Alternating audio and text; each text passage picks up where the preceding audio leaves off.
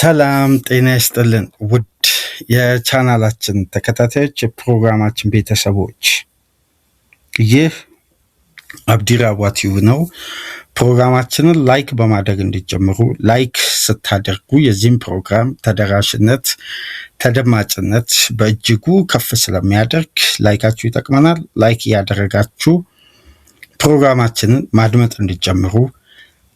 አዲስ ከሆናችሁ ቻናላችንን ዛሬ ማድመጥ ለጀመራችሁ፣ ዛሬ ለከፈታችሁ ሰብስክራይብ በማድረግ ለቻናላችን ቤተሰብ እንድትሆኑ፣ ቻናላችንን እንድትቀላቀሉ የአክብሮት ግብዣችን እያቀረብን ይህንን ፕሮግራም ከሀገር ውጭ በባህር ማዶ የምታደምጡ የቻናላችን ተከታታዮች የሁል ጊዜ ድጋፋችሁን በሱፐር ስቲከር፣ ሱፐር ቻት፣ ሱፐር ታንክስ ለቻናላችን ድጋፍ እንድታደርጉ የአክብሮት ግብዣችን ነው። ሁለተኛ ክፍል ፕሮግራማችን በትናንትናው ዕለት ሲጠበቅ የነበረው በጣም ተቃርቦ የነበረው የሉኳ ዝውውር በቼልሲ የበላይነት ይህን ተጫዋች በማስፈረም በመስማማት ተጫዋቹን ኦፊሻሊ ሬጂስተር ለማድረግ የሜዲካል ሂደቶችን በይፋ ጀምሮ ፎርማል ስቴፖችን በማጠናቀቅ ላይ የሚገኘው ቼልሲ ከፓላስ ጋርም ከተጫዋቹ ጋር በመስማማት በዚህን ሰዓት እንግዲህ ተጫዋቹ በቼልሲ የሕክምና ማዕከል የሜዲካል ምርመራውን እያደረገ ይገኛል። በዛሬው ዕለት ካልሆነ ነገ ቼልሲ በይፋዊ ስቴትመንቱ እንግዲህ ይህን ተጫዋች ማስፈረሙን ይፋ ያደርጋል። አሁን ግን ሁሉም ቅድመ ሁኔታዎች ተጠናቀው የቼልሲ ተጫዋች ኦፊሻሊ ሬጂስተር ለማድረግ ፎርማል ስቴፖቹ ተጀምሯል። ይሄ ደግሞ የዝውውሩን ሂደት ደንዲል ወይም ተጠናቋል በሚል የሚገለጽበት ስቴጅን ቼልሲዎች አካሂደዋል። ሉኳ የዛቪ አሎንሶ ሌላኛው ፈራሚ ሆኗል። በጣም አስደናቂ የቼልሲዎች የዚህ የዝውውር መስኮት ሂደት አሁንም በአስገራሚ ሁኔታ በተቀላጠፈ ሂደት ይህን የዝውውር መስኮት በእጅጉ ቼልሲ ለዛቪ አሎንሶ የሚያስፈልግ የቡድኑን ግንባታ የሚያጠናክር የቼልሲን ቀጣይ ጊዜያትን የበለጠ በአማረ ሁኔታ ለማስኬድ በዚህ የዝውውር መስኮት ከተጠናቀቀው ሲዝን ካስፈረሟቸው ተጫዋቾች ጋር በጋራ ከ200 ሚሊዮን ፓውንድ በላይ ኢንቨስት አድርገው አምስተኛውን ተጫዋች ሉኳን ወደ ለንደኑ ሰማያዊዎቹ ቤት ማምጣት ችለዋል። ዛቪ አሎንሶና ብሉኮን ተስማምተው በጥምረት በአስተማማኝ ሁኔታ አብሮ በጋራ እየሰሩበት ያለው የቼልሲ አዲሱ ግንባታ ግን ከወዲሁ በወረቀት ደረጃ እንግዲህ ወደ ሜዳ ወርዶ ቅንጅታቸው፣ መግባባታቸው ቼልሲ ካለፉት ዓመታት ከነበረው ችግር ምን ያክል ተሻሽሏል የሚለውን ሲዝኑ ሲጀምር የምንመለከተው ነው። አሁን ባለው መመዘኛ ግን ክለቡን እያጠናከሩ ያሉበት ስትራቴጂ ግን እጅጉን ሊመሰገን የሚገባ በጣም ትኩረት ሊሰጠው የሚገባው ቼልሲ አስገራሚ ግንባታ እያደረገ ነው። ሉኳን ማስፈረሙ በቼልሲ የተከላካይ ክፍል ላይ ምን አይነት ኳሊቲ ቢጨምር ነው የዚህ ተጫዋች ማምጣት ለቼልሲ በስፋት እየተነሳ የሚገኘው። ቼልሲ ሉኳን ብቻ አላስፈረመም። ሉኳን በማምጣት ብቻ የተከላካይ መስመሩን ለማጠናከር እርምት ለመውሰድ ለማቀናጀት ኤክስፒሪየንስ መጨመር ብቻ ሳይሆን የተከላካይ ክፍሉን መዋሃድ መጠናከር የበለጠ ማኔጅ የሚያደርጉና የሚያዋህዱ ኮምፓክት የሚያደርጉ ኦፍ ዘ ቦል ዊዝ ዘ ቦል እያልን የምናነሳቸው በተጋጣሚ መጫወቻ ክልል ከቆሙ ኳሶች፣ በራሳቸው መጫወቻ ክልል ከቆሙ ኳሶች ቼልሲ ዲፌንሲቭሊ ሶሊድ ነው የሚለው ምስል ከዚህ በፊት ክለቡ የማይተችበት የማይታማበትን ጥንካሬ ድጋሚ ለመላበስ ቼልሲ ስር ነቀል ለውጥ የጀመረው ሉኳን በማስፈረም ኤክስፒሪየንስ፣ የማሸነፍ ሜንታሊቲ፣ አስደናቂ የፕሪሚየር ሊግ ኤክስፒሪየንስን ከፓላስ ጋር ማግኘቱ ብቻ ሳይሆን ቼልሲ ቀጣይ ስቴፖችን ትኩረት በማድረግና ጠለቅ ያለ ሙያዊ ግምገማ ማድረጉ የምትመለከቱት ቼልሲ ከሰሞኑን ምናልባት በኤክስ ገጽ ላይ አንድ መረጃ ሲዘዋወር የቼልሲ ደጋፊዎች አድምጣቸዋል ብዬ አስባለሁ። በርናንዶ ኩዌቫ የሚባል የቡድኑ ሴት ፒስ አሰሪ ታስታውሳላችሁ። በርናንዶ ኩዌቫ የሚባለው የቡድኑ የቆሙ ኳሶች አሰሪ ያለ ማውሪሲዮ ፖቼቲኖ ፍቃድ የቀድሞ የቼልሲ አሰልጣኝ በብሉኮን አመራሮች በተለይ በላውረን ስቲዋርት ፍላጎት ወደ ኮቺንግ ስታፍ የተቀላቀለ ባለሙያ ነበር እና እስካሁን ድረስ የቼልሲ የቆሙ ኳሶች አሰሪ ሆኖ ቆይቷል።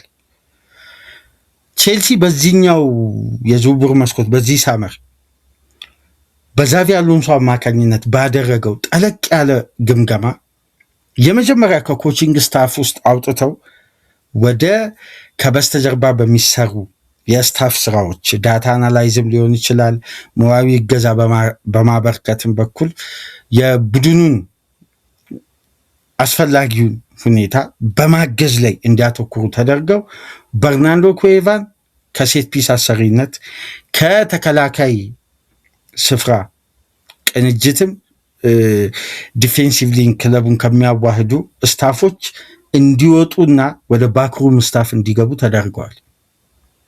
ወደኋላ ወደ ዳታ አናላይዝ ወደሚያደርጉት ባለሙያ ስታፎች እና ቼልሲ ለምን በርናንዶ ኩዌቫን ከስልጣናቸው አነሳ? ይሄ የአሎንሶ ኢንፍሉዌንስ ነው ሲባል ነበር። አይደለም። ቼልሲ ጠለቅ ያለ ምርመራ አድርጎ ነው ሉኳን ያስፈረመው። ሉኳን ካስፈረመ በኋላ ግን በቼልሲ ከሉኳ ፊርማ ጋር ጎን ለጎን ምናልባት ይህን ቃል መጠቀም ንጽጽሩን ላይመጥን ይችላል፣ ግን ቼልሲ ከሉኳ ፊርማ ባልተናነሰ ሁኔታ ግን ያመጣው ሌላው ኮቺንግ ስታፍ ከተከላካዩ መፈረም እኩል በቼልሲ ቤት እጅጉን ትልቅ ለውጥ አምጥቷል ብዬ አስባለሁ። ከዚህ ጋር በተያያዘ እንግዲህ ቼልሲዎች ኦስትን ማክፒንን አምጥተዋል። ኦስትን ማክፒን ማን ነው? ወደ በኋላ የምናነሳው ይሆናል። ከሉኳ ፊርማ አይተናነስም አልኳችሁ። ይሄ ባለሙያ ማን ነው? አዲሱ የቼልሲ ኮቺንግ ስታፍ አሎንሶን የተቀላቀለው ባለሙያ ስኮትላንዳዊው በርካታ የስራ ልምዶቹ እጅጉን አስደናቂ ሆነው ባለፉት ዓመታት በእንግሊዝ እግር ኳስ ብዙ መነጋገሪያ የነበረውን ስታፍ ወደ ቡድኑ ቀላቅሏል። ይሄ ግለሰብ ማን ነው? ወደ በኋላ የምናነሳው ነው። ግን ሉኳ ስታንፎርድ ብሪጅ ደርሷል። ይሄ ተጫዋች በ35 ጨዋታ የተጠናቀቀው ሲዝን ያስመዘገበው እጅጉን አስደናቂ ብቃት፣ ሉኳ ባለፉት 3 የውድድር ዓመት በፕሪሚየር ሊግ የነበረው ቆይታ፣ ይሄ ተጫዋች ለክሪስታል ፓላስ ሲሰጥ የነበረው አገልግሎት በቃላት ብቻ የሚገለጽ አይደለም። ምናልባት ኳሊቲው፣ ጥንካሬው በተፎካካሪ ክለቦች ውስጥ ቢሆን ይሄ ተጫዋች ምን ያክል በእንግሊዝ ሚዲያ ከፍተኛ ሽፋን ሊሰጠው እንደሚችል ከወዲሁ መገመት ይቻላል። የሉኳ ኳሊቲ በፕሪሚየር ሊግ ያልተነገረለት የግራኝ እግር ቴክኒሻን ዘመናዊ እግር ኳስ የሚፈልገውን ሁሉንም የተከላካይ ስፍራ ኳሊቲዎችን ያሟላ ተከላካይ ነው። ከኳስ ጋር ያለው እርጋታ፣ ቴክኒካሊቲ፣ ተጫዋቹ የተከላካይ ክፍሉን መረጋጋትና መስከንን ከራስ የመጫወቻ ክልል አስቦ ቡድኑ ኳስን አደራጅቶ የተጋጣሚን ተጫዋቾች እየቀነሰ ከፌዝ ወደ ፌዝ ለመሻገር የሉኳ አንደኛ ጌም ማኔጅመንት፣ ከኳስ ጋር ያለው ጤናማ እንቅስቃሴ፣ በሌላ በኩል ቨርሳታይል የግራኝ እግር ተጫዋች ነው። በነገራችን ላይ ለየት የሚያደርግ ቨርሳታይል ሴንተር ባክ ሆኖ በሁለቱም ፖዚሽን መጫወት የሚችል የግራ እግር ተጫዋች መሆኑን ግን ሉኳን ታውቃላችሁ? ስንቶቻችሁ ነው ሉኳ ሁለቱም ፖዚሽን ላይ መጫወት እንደሚችል የምታውቁት? ለምሳሌ ላስታውሳችሁ። የክሪስታል ፓላስ ባክስሪ ተከላካይ እንደምታውቁት ሉኳና ጌሂ ወደ ግራው አዘንብለው ነው የሚጫወቱት። ከሚቼል ጀርባ ሉኳ፣ አንዳንዴ ጌሂ። እንዴት ነው ኦሊቨር ግላስነር ሰርድማን ዲፌንስም ሴንተር ዋናው የመጨረሻውም ሰው እያደረጉ ሉኳ የሚጠቀሙት? እንደ ተጋጣሚው ስፒድና ሪከቨሪ፣ ኢንተርሴፕሽንና ታክል የሚያስፈልጋቸው ፖዚሽኖች ላይ የሉኳ እንቅስቃሴ እንደ ተጋጣሚው ቅርጽ ወደ ማለኛው ተከላካይ ካልሆነ ሰርድማን ሴንተር ባክ ሆኖ በባክስሪ ይጫወታል። እንዴት የሚለው ጥያቄ ምናልባት ቪዲዮን እስቲ ተመልከቱ። በጣም ግር ሊላችሁ ይችላል። ከተመለከታችሁ ለባክስ ፎር የተከላካይ ሲስተም የግራውን ሴንተር ባክ ሆኖ ነው የሚጫወተው። ለባክ ስሪ ግን የሉኳ አገልግሎት ቨርሳታይል ተብሎ ነው የሚወሰደው። መሀል ተከላካይ ሆኖ ይጫወታል። የመጨረሻው ሶስተኛው ተከላካይ ሆኖ ካልሆነ የዳረኛው ከግራው ዊንግ ባክ ጀርባ ያለው ሴንተር ባክ ሆኖ ይጫወታል። ይሄ ግን በቡድኑ ባላንስ እና በተጋጣሚ ፍጥነትና ጉልበት የአጥቂው አይነት የተለየ ነው። ለምሳሌ ሉኳ በፕሪሚየር ሊጉ አውት ኤንድ አውት ነምበር 9ን ይዘው ከሚመጡ ክለቦች ጋር የመጨረሻው ሰርድማን ሴንተር ባክ ነው የማለኛው። ለምሳሌ ከማንቸስተር ሲቲ ጋር ሲጫወቱ ሃላንድን የበለጠ ማርክ እንዲያደርግ የሚፈለገው ጌሂ ሳይሆን ፊዚካሊ በፓላስ ቤት ነው የምላችሁ፣ ጌሂ ወደ ሲቲ ሳይዘዋወር በፊት የመጨረሻው ሰው ሆኖ እንዲከላከል የሚፈለገው ሉኳ ነው። ለምን መሰላችሁ? አንደኛ የዚህ ተጫዋች ቴክኒኮች መካከል ካለው አቅም ካለው ጥንካሬ በሜዳ ውስጥ ከሚያሳያቸው ልዩ ልዩ ባህሪያት መካከል ወይም ይሄ ተጫዋች ያለው እምቅ ኳሊቲዎች መካከል አንዱ ቶፕ ስፒድ ነው።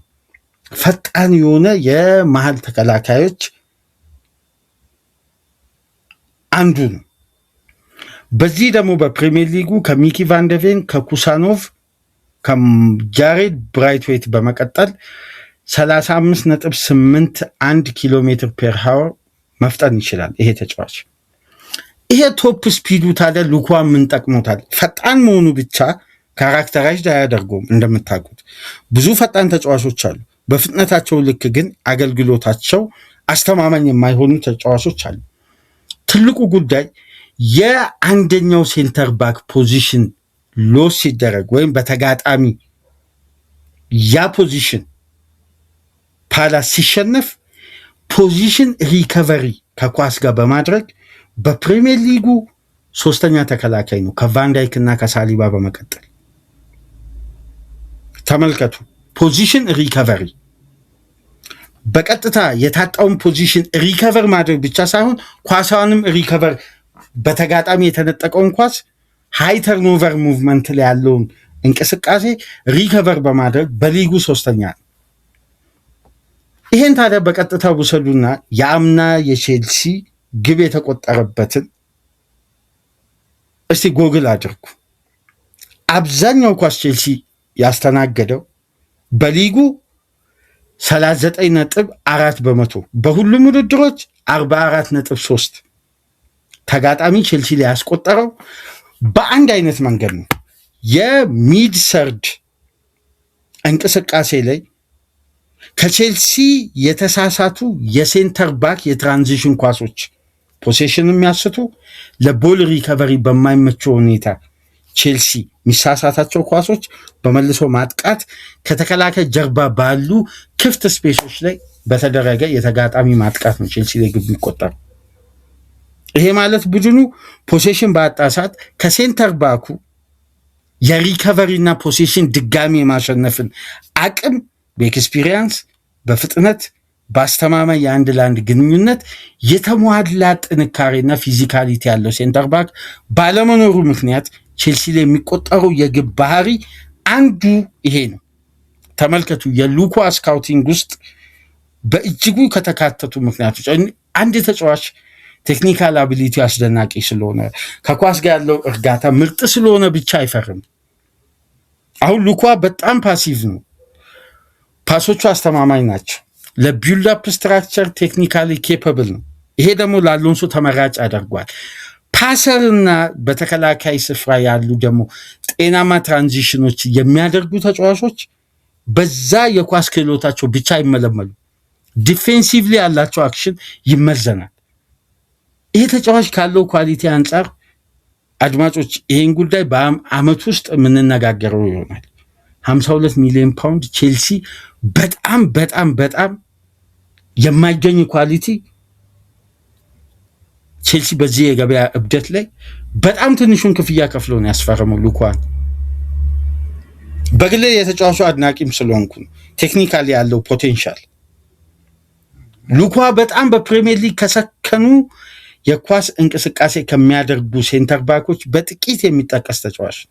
ጥቂት ተጫዋቾች ናቸው ከሴንተር ባክ ለኪዮሽ የማይጋለጡ አንደር ፕሬዠር ውስጥ ሆነው ኳስን ተቀብለው ያለምንም ጫና አፋጣኝ መፍትሄ መስጠት የሚችሉ ፍሌክሰብል የሆኑና ሜዳን አስፍተው የሚመለከቱ በብሬን የሚጫወቱ ተከላካዮች መካከል አንዱ ነው። ይሄ ተጫዋች የተመለመለበት አንደኛው ጥንካሬ ቦልና ፖሴሽን ሪከቨሪ በአንድ እንቅስቃሴ ላይ፣ ይሄ አንዱ አስተማማኝ ጉዳይ ነው። ቨርሲታሊቲውን ነግሬያቸዋለሁ። ከዛም በኋላ ጌሂ ከሄደ በኋላ ይሄ ተጫዋች የተከላካይ ክፍሉ ልብ ሆኖ ክሪስታል ፓላስን የኮንፈረንስ ሊግ አሸናፊ እስከሚሆኑበት ድረስ የጀርባ አጥንት ሆኖ ነው የተጓዘው። ስለዚህ የሉካን ኳሊቲ እንዲሁ በቀላሉ የምንመለከተው አይደለም። ቼልሲ ምን ያክል እምቅ ኤክስፒሪየንስ እንዳስፈረመ ልብ በሉ እዚህ ጋር የዚህን ተጫዋች አቅም። በሌላ በኩል አሁን ለምሳሌ የአንድ ለአንድ የነገርኳችሁ በሃይ ተርኖቨር ተጋጣሚ ፖዚሽን አሸንፎ ወደ አደጋ ክልል ሪከቨሪና ፖዚሽኖችን መልሶ የማግኘትና ዲፌንሲቭሊ ክለቡ ያጣውን ወደ ማጥቃት እንቅስቃሴ ያጋለጠውን የኳስ እንቅስቃሴ በምን አይነት መልኩ ነው ለምሳሌ ሉኳ ዲፌንድ የሚያደርገው? አንደኛውን ልንገራችሁ። አንድ ለአንድ የሚደረጉ የመጨረሻ የሃይ ተርኖቨር እንቅስቃሴዎች ላይ ሉኳ 50.5 በሊጉ በማሸነፍ ከየትኛውም ሴንተር ባክ በላይ አንደኛ ነው።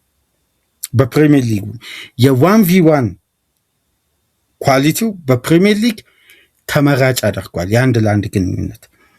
ታዲያ በዚህ እንቅስቃሴ በተጠናቀቀ የውድድር ዓመት በ35 ጨዋታ በሙሉ 38 አይደለም፣ በ35 ጨዋታ 60 ታክሎችን ያሳካ 204 የጋራ ኳሶችን ዱዌሎችን ማሸነፍ የቻለ 252 ክሊራንስ ያደረገ በፕሪሚየር ሊጉ ብቸኛ ሴንተር ባክ ነው። ብቸኛ፣ ሌላ ሴንተር ባክ የለም። ይህን ሁሉ ቁጥሮች በመከላከሉ በኩል ለቼልሲ ያበረከተ ነው። እንደውም ኦፕታ እንደሚለው ከሆነ የ2025-26 ካምፔን ላይ ሉኳ ብቸኛ እነዚህን በመከላከል በኩል እነዚህን ቁጥሮች ያስመዘገበ ተጫዋች እንዴት ወደ ዋናው የፕሪሚየር ሊጉ ምርጥ 11 ላይ እንግዲህ የአርሴናል ዲፌንሲቭ ላይ ያለው ኬፓቢሊቲ አምና የሚያስገርም ነው፣ ምንም ጥያቄ የለው። ሉኳን በሚያሰልፍ ሂደት ላይ አይደለም የሳሊባና የጋብሪኤል ጥምረት፣ ግን የተጫዋቹ ኳሊቲ በዚህ ደረጃ የማይተናነስ ነው በሚል ነው ተጫዋቹ እየተገለጸ የሚገኘው። ባለፉት 2 የውድድር ዓመት በፕሪሚየር ሊጉ ለምሳሌ ሉኳን በክሊራንስ ከራሱ የመጫወቻ ክልል ኳሶችን በማስዳት በኩል አስተማማኝ ዲፌንሲቭ አክሽን ላይ ተሳታፊ በመሆን ባለፉት 2 የውድድር ዓመት ውስጥ ቫንዳይክ ብቻ ነው የሚበልጠው 465 በማድረግ ከቫንዳይክ በመቀጠል 455 ኳሶችን ከራሱ የመጫወቻ ክልል በማራቅ በፕሪሚየር ሊጉ ሁለተኛና ብቸኛ ተጫዋች ነው። የሉኳ ጥንካሬ እንደዚህ በቃላት ብቻ የሚገለጽ ሳይሆን ተጫዋቹ ሜዳ ላይ ያለው ሊደርሺፕ፣ የተረጋጋና የሰከነው ውሳኔ፣ ኳስ ከያዘ በኋላ ደግሞ ቀና ብሎ ሜዳውን አስፍቶ እየተመለከተ በእያንዳንዱ የጨዋታ እንቅስቃሴ ውስጥ ያለው ተሳትፎ ለአማካይ ስፍራ ተጫዋቾች ኦቨርሎድ ጭምር ጭንቅ አቅላይ ነው ተብሎ ይወሰዳል። ታዲያ የዚህ ተጫዋች ኳሊቲ በዚህ ደረጃ ሆኖ አንድ ቶፕ 6 ክለብ የሚፈልገውን ኳሊቲ ካሟላ በኋላ ቼልሲ የዚህን ተጫዋች ኮንትራት ለማፍረስ የከፈለው ግን 52 ሚሊዮን ፓውንድ ነው። ትናንት 57-58 ሲባል ነበር። 52 ሚሊዮን ፓውንድ መሆኑ መጨረሻ ላይ ምሽት ላይ ሲረጋገጥ ነበር። ስለዚህ የሉኳ ኤክስፒሪየንስ ብቻ አይደለም፣ ቴክኒካል ብቻ ሳይሆን ዲፌንሲቭሊ ያለው አስተዋጽኦ ቀላል የሚባል አይደለም። ተመልከቱ የቼልሲ ፊርማዎችን ማርኮ ፓሌስትራም፣ ሞርጋን ሮጀርስም በጣም የሚጎለብት ቴክኒካል አቅም ከኳስ ጋር ያላቸው ቆይታ ጤናማ የሆኑ ነው። የሉኳ አይነት ኤክስፒሪየንስ ግን የሚጎለብት ሳይሆን የበቃ ነው። አሁን ፕራይም ታይሙ ላይ ነው የሚገኘው። ስለዚህ በተከላካይ ስፍራው ላይ ያለው ኃላፊነት እንዳምነው እንደ ካቻምነው የቼልሲ የተከላካይ ክፍል ኃላፊነት አይደለም። አሁን ሊደርሺፕ አለበት። ቀና ብሎ ቲሙን የመምራት ምክንያቱም በሮበርት ሳንቼዝ መረቡን የሚያስጠብቀው ቼልሲ ሁሌም ለአደጋም ለስጋትም ተጋላጭ ነው። ይሄን ግብ ጠባቂ እስካልቀየረ ድረስ ቼልሲ የ2005ቱን የፕሪሚየር ሊጉን የምንጊዜ ምርጡን ሁለቱን የሴንተር ባኮችን ጥምረት ካርቫዮና ቴሪን ቢያመጣም በዛ ታይም ያላቸውን ፕራይም ካርቫዮና ቴሪን ቢያመጣም በሮበርት ሳንቼዝ መረቡን እስካስጠበቀ ድረስ ቼልሲ የክለቡን ትልቁን ድክመት ቀርፏል ብዬ አላስብም። ተከላካዩ ሶሊድ ሊሆን ይችላል፣ ግን የቼልሲ መረብ በነ ኤድዋርድ መንዲ በነ ፒተር ቼክ የሚጠበቅ መረብ ነው። ከግብ ጠባቂ ስህተት በአምስቱ ትላልቅ ሊግ አለ፣ በሰባቱ ትላልቅ ሊግ 11 ግብ እኮ ያስተናገደ ክለብ የለም። ሁለተኛ ላይ የተቀመጠው አያክስ እንኳን 6 ግብ ነው ያስተናገደው። አሁን የቼልሲ የምልመላ ዲፓርትመንት ዲየጎ ኮስታ እንደሚፈልግ ይናገራል። የፖርቶን ግብ ጠባቂ እንደነዚህ አይነት ዝውውሮችን የማካሄዱ ከሆነ ቼልሲ ላለፉት ዓመታት የነበረውን የተከላካይ ክፍል ጥያቄን እፎይታ የሚያገኝበት ነው። እዚህ ላይ ደግሞ ጆን ስቶንስን የላቀ ኤክስፒሪየንስና ሊደርሺፕ የአሸናፊነት ስነቦና የ10 ዓመት የማንቸስተር ሲቲ ውድና እንቁ የሆኑ የእግር ኳስ ኬሪየሮችን ወደ ቼልሲ ቤት ያንን ኤክስፒሪየንስ ይዞ የሚመጣ ከሆነ የቼልሲን እድገትና ጥንካሬ ተመልከቱ። ባላንስ ይሆናል። አሁን ቡድኑ ኤክስፒሪየንስ አለ፣ ሊደርሺፕ አለ፣ ወጣት ፍላጎትና አቅም አለ። አሁን ቡድኑ ላይ ጫናን የመቋቋም አቅሙ ተመጣጣኝ ይሆናል ማለት ነው። አምናኮ ቡድኑ አንዴ ተንሸራተተ ሰርቫይቭ ለማድረግ ይቸገራል። ለምን? አእምሯዊ ዝግጁነት ያለው ኤክስፒሪየንስ በጣም ዝቅተኛ ስለሆነ ስብስብ ውስጥ። አሁን ያንንም ጉዳይ ባላንስ እያደረጉ ፕሮጀክታቸውን ቀይረው የቼልሲን ስኬት ቅድሚያ መስጠታቸው ብሉኮኖች አሎንሶ በሚፈልገው ቴክኒክና የታክቲክ አቅም ላይ የተመሰረተ ዝውውር እያካሄዱ ነው። ብሉኮኖችን ዘንድሮ መተቸትም ማማትም አይቻልም። ዘንድሮ አንተችም አናማም። ለምን? ባለፈው ሲዝን ለፕሮጀክታቸው ሲመች ለፕሮጀክታቸው ሲቃና የሚፈልጓቸውን ተጫዋቾች እንጂ የሚያመጡት ቼልሲን ወደ ነበረበት ከፍታ የማብቃትን ሂደት ሲሞክሩ አልተስተዋልም። ይሄን ታዲያ በምን አይነት መልኩ መብት ያበጅተው ሂደቶችን እንደሚጀምሩ ከአሎንሶ ጋር መምከራቸው ከስራ ቅጥሩ አንስቶ የሚያሳየው ትልቁ ስር ነቀል ለውጥ ይሄ ነው። በጣም አስገራሚ ዝውውር ነው ቼልሲዎች እያካሄዱ የሚገኙት። ከሰሞኑ እንግዲህ ብዙ ዝግብ ተነስቷል። በለንደን ሰምታችኋል ብዬ አስባለሁ። በማህበራዊ ሚዲያውም በትላልቅ የመረጃ ምንጮችም ተመልክታችኋል ብዬ አስባለሁ። ሞርጋን ሮጀርስ እና ግን ኤሊየት አንደርሰን ምን አስበው ነው እነዛን አስተያየቶች አድማጮች የሰጡ የሚመስሏችሁ? እስቲ በኮሜንት መስጫ አስቀምጡ። ይህ አስተያየት ቀጣይ የውድድር ዓመት የተፎካካሪ ክለቦችን ጡዘት እልህ አያጋግልም ብላችሁ አታስቡ? ሞርጋን ሮጀርስ በጣም በጣም በጣም አርሴናሎችን እንቅልፍ የሚነሳ ቃል ነው የተናገረው። የለንደኑን ትልቁን ክለብ ተቀላቅያለሁ አለ። የለንደኑን ትልቁን ክለብ። ኤሊየት አንደርሰን ደግሞ ማንቸስተር የሚባለውን ከተማ ካወቅኩበት ጊዜ አንስቶ የማውቀው ማንቸስተር ሲቲ ነው። የማንቸስተር ከተማ ኪንግ ደግሞ ማንቸስተር ሲቲ ነው አለ። እንግሊዛውያን 2 የብሪቲሽ ሪከርድን በአጭር ጊዜ የሰበሩ 2 ተጫዋቾች የሰጡት አስተያየት። ሰማያዊዎችን ግን ሞርጋን ሮጀርስ በስነቦና ደረጃ የሚያነቃቃ ይመስላል። ዝውውሩ የሆነ በቼልሲ ቤት የሆነ መንፈሳዊ ጥንካሬና ተነሳሽነት ይስተዋላል ቼልሲ ቤት። ምክንያቱም በቀጣይ ሲዝን ቼልሲ ስቴብል እንዲሆን ከሚረዳቸው ጉዳዮች መካከል ግዙፍ ኮምፒቲሽኖች ላይ አለመሳተፉ፣ ዩሮፒያን እግር ኳስ ላይ ከሳምንት ሳምንት ሊጉ ላይ ትኩረት አድርጎ ክፍተቱን እያረመ ሂደቱን እያስተካከለ ለተጫዋቾችም ሪከቨሪ አምና በተከታታይ ከሚያጋጥመው ጉዳት ታስታውሳላችሁ። ቼልሲ በ31 ቀን ውስጥ 6-7 ጨዋታ ያደረገበት ወቅት ነው ጠቅላላ ተጫዋች የረገፈው በጉዳት ምክንያት። አሁን ቼልሲ በእንደነዚህ አይነት ጤናማ የጨዋታ ጊዜያትን መጠቀሙ ለቅንጅት፣ ለመዋሃድ፣ የቡድኑን ክፍተት ለመለየት፣ የሰከነና የተረጋጋ የቡድን እንቅስቃሴ ለመመልከት ከሳምንት ሳምንት ያለ ፈተና ባላንስ ሆኖ አሎንሶ ክፍተቱንም እርምቱንም እየወሰደ የሚቀጥል ይሆናል። ያኔ የቼልሲ የሽግግር ጊዜ ያጥራል ምላችሁ ለዚህ ቼልሲ በጣም የሚያሰጋ ቡድን ድንገት ሊሆን ይችላል በቀጣይ ሲዝን። ታዲያ ክለቡ በሁሉም ዘርፍ ጠንክሮ እየሰራ ነው። በነገራችን ላይ ቼልሲ በዚህን ሰዓት 38 ተጫዋች አለ፣ ሲኒየር ተጫዋች የዋናው ቡድን። በፕሪሚየር ሊጉ የሆም ግራውንድ ተጫዋች ሲቀሩ ማስመዝገብ የሚቻለው 25 ተጫዋች ነው። የሆም ግራውንድ ተጫዋች ማስመዝገብ የሚፈቀደው የኮታ መጠን የሌሎች ተጫዋቾችን ሬጂስትሬሽን ስለሚፈቅድ የተወሰኑ ተጫዋቾችን መጨመር ይችላሉ በሆም ግራውንድ ተጫዋች ቦታ ላይ።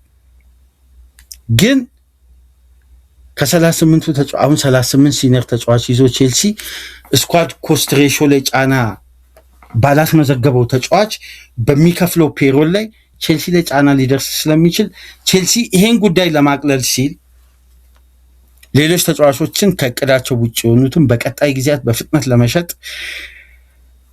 በጣም አክቲቭሊ ገበያ ላይ እየሰራ እንደሆነ ነው እየተገለጸ የሚገኘው እና ይሄ ጉዳይ በነገራችን ላይ ጫና እንዳያመጣ ስለሚያሰጋ ነው የሚደጋገመው። እስቲ ማን ነው ኦስቲን ማክፒ ከሉካ ዝውውር እኩል ከፍ ያደረግኩት የኮችንግ ስታፍ ቅጥር ቼልሲ ተከላካይ አምጥቶ ብቻ ተከላካይ ያስፈልጓል ስለተባለ ወይም ጆን ስቶንስን ለማምጣት የጀመረው አይነት ሂደት አይደለም። ጆን ስቶንስን መጣ፣ ሉካዋን መጣ፣ ሌላም ተጫዋች መጣ። ቼልሲ ሶሊድ ሆኖ መከላከል፣ ሶሊድ ሆኖ ማጥቃት፣ የተጠና የተከላካይ ክፍል ቅንጅትን ይፈልጋል፣ መስከንን። ለዛ ብለው ኤክስፒሪየንስ ጨመሩ።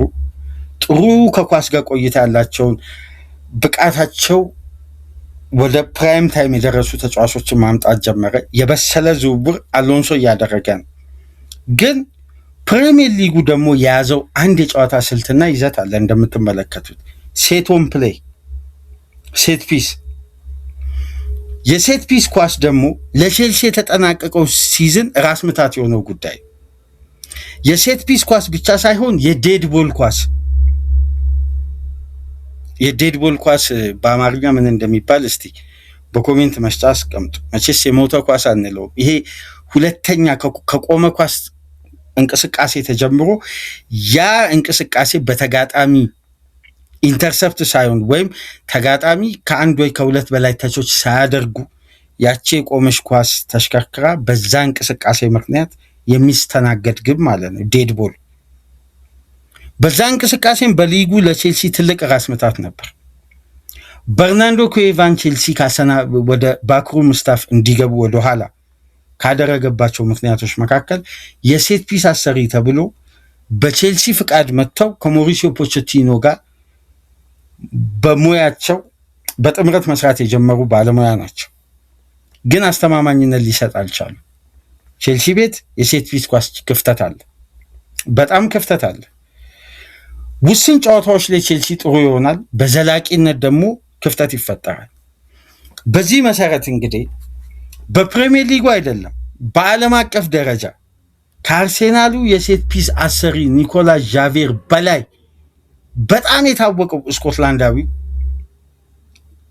በደም እዚህ ጋር አድምጡኝ፣ ከአርሴናሉ የሴት ፒስ አሰሪ ኒኮላስ ዣቬር በላይ በጻፈው ጥናታዊ ጽሑፍና ለእግር ኳሱ ቤተሰብ ባበረከተው ሪሰርች ምክንያት ዓለም አቀፍ እውቅና አግኝቶ ከብሔራዊ ቡድን እስከ ክለቦች ድረስ ከፍተኛ ኮንትራትና ደሞዝ እያቀረቡለት ሲለማመጡት የነበረውን የተጠናቀቀው የውድድር ዓመት የቪላ ኮችንግ ስታፍ የኡናይ ኤምሬ የሴት ፒስ አሰሪ የነበረ፣ በዚህ ዓለም ዋንጫ ለፖርቱጋል ብሔራዊ ቡድን ኮችንግ ስታፍ ሆኖ የሴት ፒስ አሰሪ የነበረ፣ በስኮትላንድ ብሔራዊ ቡድን የሴት ፒስ አሰሪ የነበረ፣ ከዛ በፊት በተለያዩ ክለቦች በመላው ዓለም ዞሮ መስራት የቻለና በኦክስፎርድ ዩኒቨርሲቲ በሴት ፒስ የተጠና የእግር ኳስ ቴክኒካዊ ሜትሮሎጂ ለዓለም በማቅረብ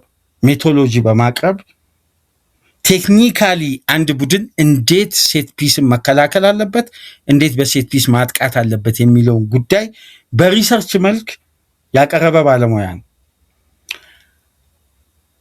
ወደ ፖርቱጋል ብሔራዊ ቡድን ለአጭር ጊዜ ከቪላ ተውሰው ለቪላ ከፍለው ለባለሙያውን ከፍለው የፖርቱጋል ብሔራዊ ቡድን ሲወስደው ይሄ ባለሙያ ወደ ቪላ ቤት እንደማይመለስና አሁን በዓለም አቀፍ ደረጃ ያካበተው ኤክስፒሪየንስና ያበረከተው ያጎለበተውን ሁኔታ ተመልክቶ ወደ ትላልቅ ክለቦች ሄዶ የመስራትን ፍላጎት ውስጡ ላይ ስላደረበት የትላልቅ ክለቦችን ጥያቄ እየተቀበለ ሪቫይስ ሲያደርግ ቆይቷል። ሲቲ፣ ዩናይትድ ይህን ባለሙያ ለመቅጠር ሞክረው ነበር። ነገር ግን ብሉኮኖች በርናንዶ ኬቫን ቀደም ብለው ከሴት ፒስ አሰሪነት ከኃላፊነቱ ሲያነሱ ኦስትን ማክፒን ለማምጣት ወስነው ነበር። ከሌሎች ክለቦች የተሻለ ክፍያና ደሞዝ ኮንትራት አቅርበው በቪላ ቤት እስቲ ቪላ ኮችንግ ስታፍ ውስጥ ስለምታውቁት ስሙ አዲስ ከሆነባችሁ ይህን ፎቶ ተመልከቱ። በስክሪናችን ላይ ኦስትን ማክፒ ማለት ይሄ ነው። በቪላ ታች ላይ የማታጡት ፀጉሩን ወደኋላ የለቀቀው ባለሙያ ይሄ አሁን ቼልሲን ተቀላቅሏል።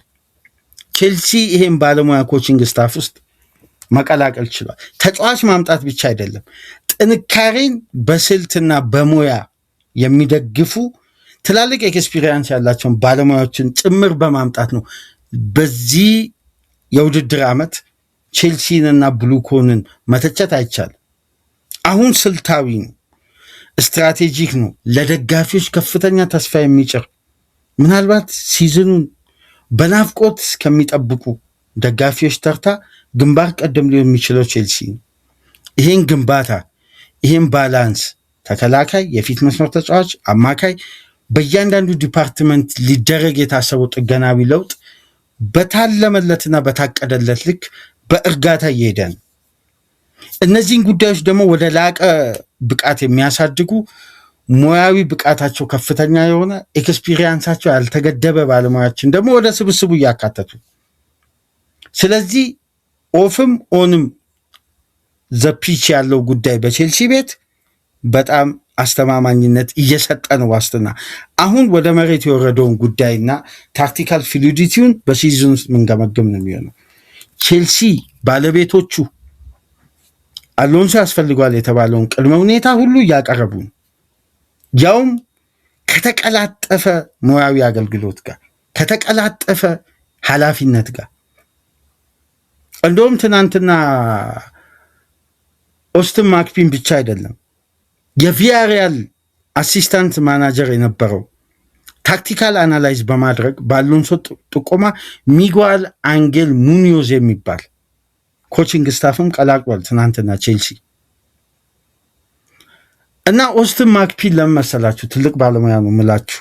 ባለፉት 3 የውድድር ዓመት ከአርሴናል በመቀጠል ይቅርታ ወደዛ ስታት እመጣለሁ። ባለፉት 3 ዓመት በፕሪሚየር ሊጉ 74 ዴድ ቦልን ያስቆጠረ ብቸኛ ክለብ አስቶን ቪላ ይሄ ባለሙያ ከተቀጠረ በኋላ። ልብ በሉ ቼልሲ በተጠናቀቀው ሲዝን ከተቆጠረበት ግቦች ውስጥ መካከል ዴድ ቦል ምን አይነት ለቼልሲ ፈተና እንደነበር ታስታውሳላችሁ።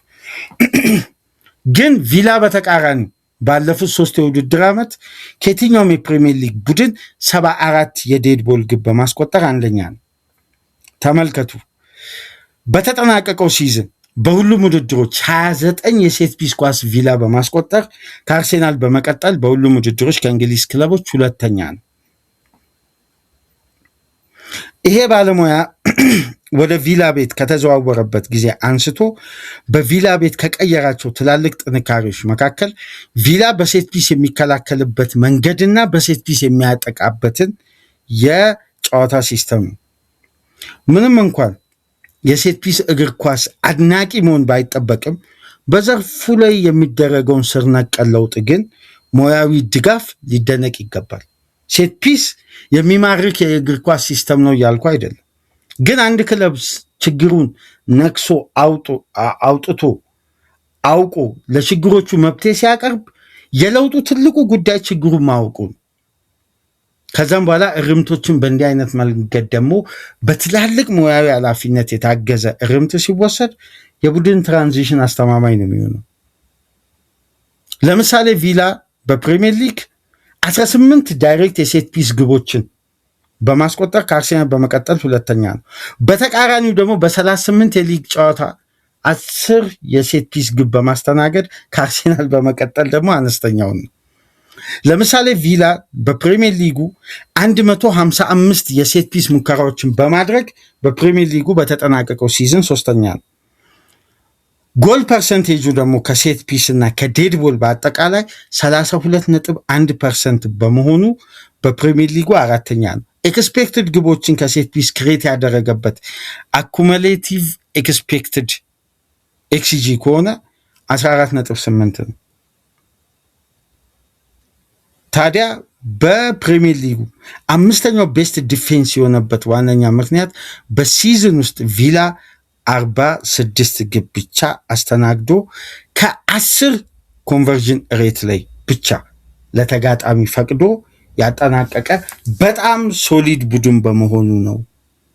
ለዚህ ደግሞ ዋነኛ ምክንያት ኦስትን ማክፒ ነው የሚሉት ይህ ስኮትላንዳዊ የተከላካይና የሴት ፒስ አሰሪ። ታዲያ የቼልሲ ደጋፊዎች የተከላካይ ክፍተቱ ቢጠናከር የሚል ጥያቄ በተደጋጋሚ ቼልሲ በዚህን ሰዓት የሚጎለው የተከላካይ ክፍሉን ባላንስ በአስተማማኝ ሁኔታ የሚጠብቅ ይሄ የተከላካይ ክፍሉን ጥንካሬ የሚያጎለብት ነው በሚል አስተያየቶች በኮሜንት መስጫ ሲሰጥ እመለከታለሁ። ሽግግሩ በሜዳ ውስጥ ያለ ተጫዋች ብቻ ሳይሆን ከሜዳ ውጪ በሙያቸው በሚያገለግሉ ባለሙያዎችም ጭምር ላይ ስለነበር ቼልሲ ሂደቱን በጤናማ መልኩ እያስኬደ ነው የሚገኘው። ሉኳና ኦስትን ማክፒ ወደ ስታንፎርድ ብሪጅ ደርሰዋል ማለት ነው። ትልቅ ጤናማ የዝውውር ሂደት፣ አስተማማኝ ኤክስፒሪየንስ፣ ኳሊቲ በሴንተር ባክ በኩል፣ ባክሩም ስታፍ ውስጥ ደግሞ ግዙፍ ኤክስፒሪየንስ ከቼልሲ ትላልቅ ክፍተቶች በመከላከል በኩል ያሉትን ጉዳዮች መብቴ ሊያበጅ ሊያጠነክር ሊያጎለብት የሚችል ደግሞ ባለሙያ ወደ ቡድኑ አምጥተዋል። ሁለት ዝውውር ነው ቼልሲ ያካሄደው።